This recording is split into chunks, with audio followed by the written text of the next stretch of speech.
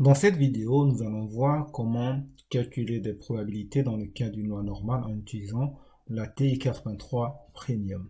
Donc si vous regardez sur la partie de gauche, on vous dit soit x une variable aléatoire suivant une loi normale de paramètres 3, 4 au carré, calculer p de x inférieur ou égal à 7 et p de x strictement supérieur à 2,5.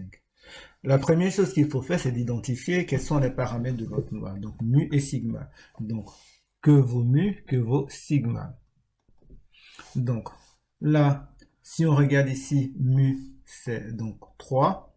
Et là, c'est sigma au carré, donc sigma, c'est 4. Donc, première chose, on a mu qui est égal à 3 et sigma qui est égal à 4. Attention, dans le cas d'une loi normale centrée réduite, on ne va pas vous donner ces paramètres.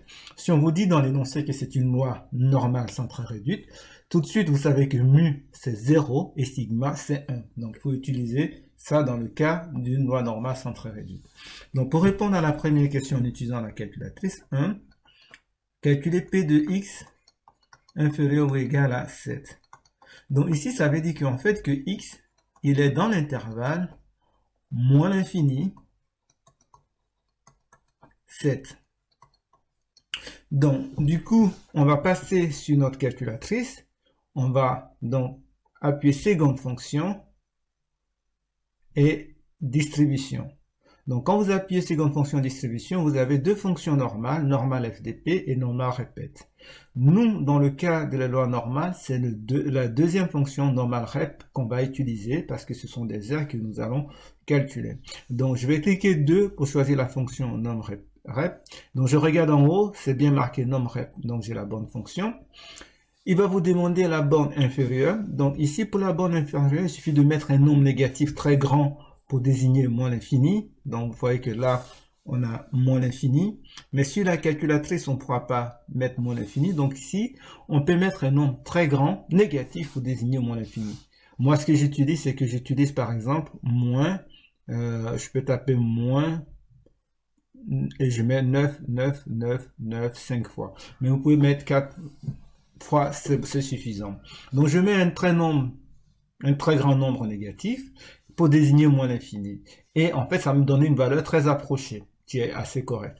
Maintenant, la borne supérieure, ici la borne supérieure de x est 7, donc je descends et je tape 7.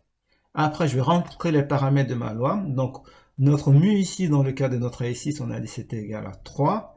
Et le sigma, c'était égal à 4. Donc, je rentre 4. Ensuite, je fais entrer. Il me demande de coller, je colle la formule. Je fais valider encore une fois. Et ça me donne la probabilité cherchée. Donc, ici, vous voyez bien, si vous regardez sur l'écran, donc la probabilité donc, que x soit inférieur ou égal à 7, ça c'est environ égal à 0,841. 0,841. Ok? Donc, ça, c'est la probabilité cherchée. On va maintenant passer à la question 2. La question 2, on me demande de calculer la probabilité pour que x soit supérieur à 2,5. Donc, attention, sur les TI 83 Premium, on ne peut pas calculer la probabilité dans le cas d'une loi normale si x est supérieur à une valeur. Donc, on va passer par la formule si x est supérieur égal à 5. Ça, c'est égal à 1 moins p de x inférieur ou égal à 2,5. Et comme ça, cette valeur-là, on peut la calculer à la calculatrice et après faire un moins. Donc je rappelle ici que si c'est x est supérieur à quelque chose, dans le cas d'une loi normale, vous ne pouvez pas la calculer directement à la calculatrice. Donc du coup, il faut passer par 1 moins p de x inférieur à 2,5. Donc nous allons calculer p de x inférieur à 2,5 en utilisant la méthode que nous avons fait avant. Donc ce qu'on fait, on va seconde fonction distribution. Donc on appuie 2. Et donc, la borne inférieure, il a mis moins 1 fois 10 puissance 99. Vous pouvez laisser ça aussi. Donc, ça aussi, c'est pour désigner moins l'infini. Après, la borne supérieure, dans notre cas, c'est 2,5.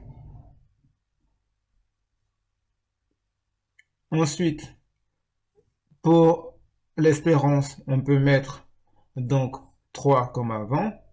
Et pour sigma, on peut mettre 4 comme avant, puisque les paramètres de notre loi n'ont pas changé. Donc, je fais coller. Et ça me donne ça. et ça me donne environ 0,450. Donc du coup, je reviens ici, donc ma probabilité cherchée, c'est environ 1 moins 0,450. Et donc ce qui me fait à peu près 0,550. Donc voilà comment on calcule une probabilité dans le cas où x est supérieur à un nombre.